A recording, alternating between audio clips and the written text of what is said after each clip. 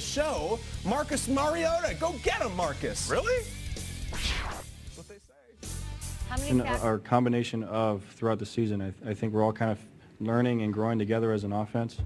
That being said, though, we're all kind of figuring out where the spaces are and understanding really when to expect the ball, when to throw it. And guys made, again, unbelievable catches on third down, allowed us to move the chains. And if we can do that consistently, I think we'll be all right. Marcus Mariota saying they're going to be all right. A huge win, brushing off a tough first half. That first quarter was brutal. Not the way I thought this game would end up, but he did answer some critics last night. It was one of his best games of the entire season. So it is midterm election day. And with that in mind on this Tuesday, November 6th, who won your vote, gents, in last night's game?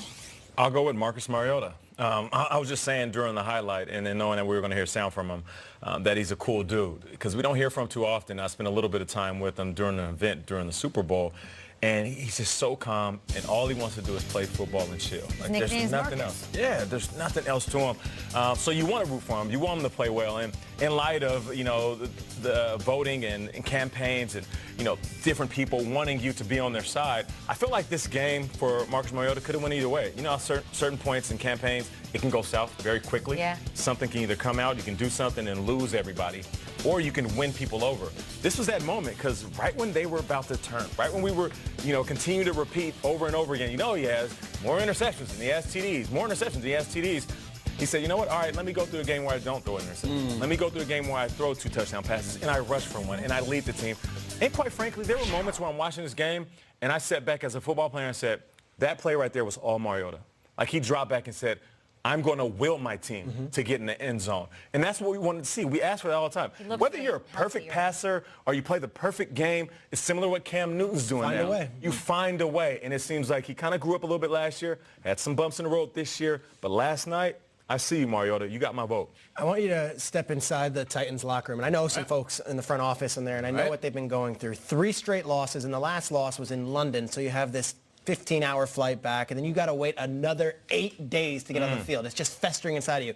In the first 2 possessions of the game, they turn the ball over with fumbles, and yet somehow this team finds a way to pull it together and dominate from there on out. So I'm giving Mike Vrabel my vote. I feel like this was a turning point in not only the game, but the season, when they have 2 turnovers. They stop him with that pick, and then they go. Look at this. Titans on third down yesterday went 11 for 14. That's 79% on third down in an opponent's building on national TV. Yeah. They had 4 touchdowns in just 5 red zone trips. And look at it. Touchdown, touchdown, end of half. Touchdown, missed field goal, touchdown, end of game.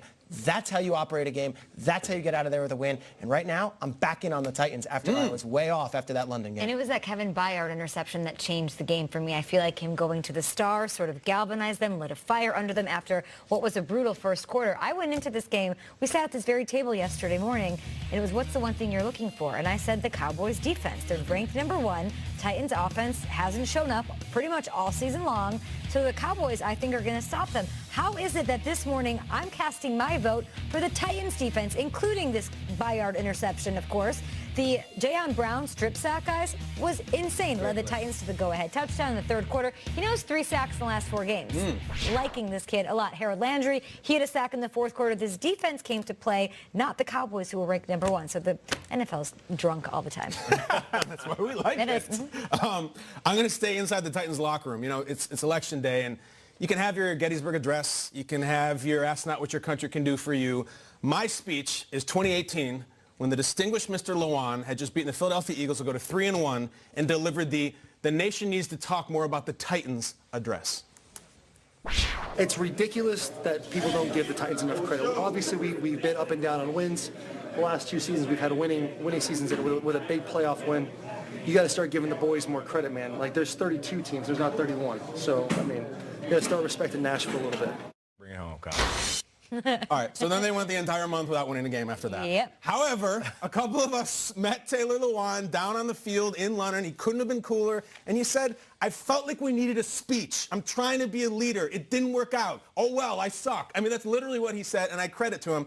But he also said it's time to start talking about the boys. Let's talk about the boys, and not the Cowboys, the Titans. Their season was dead, Peter. You said it. On the road, get-right game for the Cowboys. They're going to beat you. Your season's going down the drain, and it's over, and you tighten this thing up again. No. You ran. You got Dion going. You got a touchdown to Derrick Henry. You had Marcus Mariota's best game of the season. Yeah. We're talking about the boys, and they deserve it. Taylor, I love you, and I love the hat. Yeah. That's I wish it. I was there on the field to see that go down. And he's so big. You know, Peter has to drink out of a catfish. I know. Later this And year. you know what? Taylor Lewan has a tattoo on his hand of Frank Sinatra's face. Really? You know what? He does it his way. And I credit him That's for that. I credit. You Shout wanted out them to to him. tighten up. They tightened it up. Ah. A lot of talk in this NFL ecosystem, Schrager, about Des Bryant potentially joining Sean Payton and those Saints. Our very own Jane Slater reporting that the New Orleans team is working out 3 receivers, Des Bryant, one of them today, and our NFL Network insider Ian Rappaport adding that Brandon Marshall and Kamar Aiken are the other 2 involved. So if you were the head coach, Sean Payton, which of those 2 receivers would you rather add to your offense?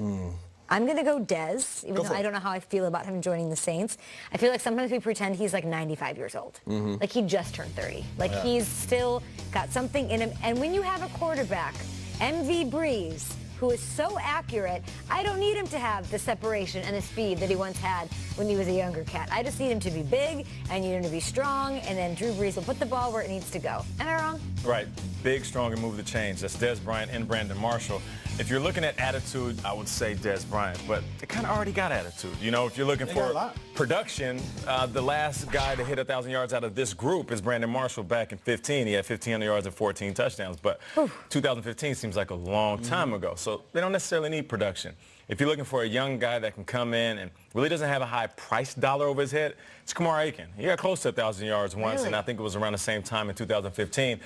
And you have to keep in mind, you don't want a guy that's going to ask for more than what you think they deserve, because you're going to have to pay Mike Thomas a hefty, hefty ransom to keep him in New Orleans. So you want to have somebody that can come in, low dollar sign, and not ask for much, because you got to give the house plus more to Mike Thomas. What are we doing here? To me, it's if we had a coach on this panel and he would come in and say, look, the locker room and the chemistry, and I can tell you on my experience from the 2012, if we had a quarterback at this table, the quarterback would say, well, I need a small shifty or I need a big. I don't know any of that, and I don't know what the Saints. I'm here for content. I'm here for entertainment, and I'm here to sell some football. Des Bryant, come to the Saints and let's get it on. I cannot wait for this. I don't care if Des Bryant is 290 pounds and is eating cheeseburgers every day. I want to see him in that Saints uniform. I want to see him week 13, Thursday night on NFL Network, playing the Cowboys in Dallas. I am here for it. I cannot wait. I want Des with the Saints because I love content, I love characters, and this is just what we need. Right now, a little second gear. Bring it. Des Bryant to the Saints. I'm all in. Well, it's too late to trade for Odell, right? That can't happen. So we got to go Des. You can't go Brandon Marshall or you'll miss the playoffs. We all know that. That's just the facts. It's just the facts. Stats don't lie. Good enough is the opposite of great. I respect someone so much that does not rest on their laurels and say, I think we're good. I think this team can win us. I think we can. Yeah. Going to Des Bryant is maybe a little bat bleep crazy. Just a little bit. But who's more bat bleep crazy than Sean Payton? He's a madman. Be true to yourself. Do with what got you there. If you work out Des and he looks good and you feel a connection between them, don't say, yeah, but he might. Screw it. Go to get the Super Bowl. Do boldly what you do it all. This is classic textbook do boldly. What do you guys think out there? Tweet us, please, at #GMFB. And while you're there, fill out the poll for the election we have going on for the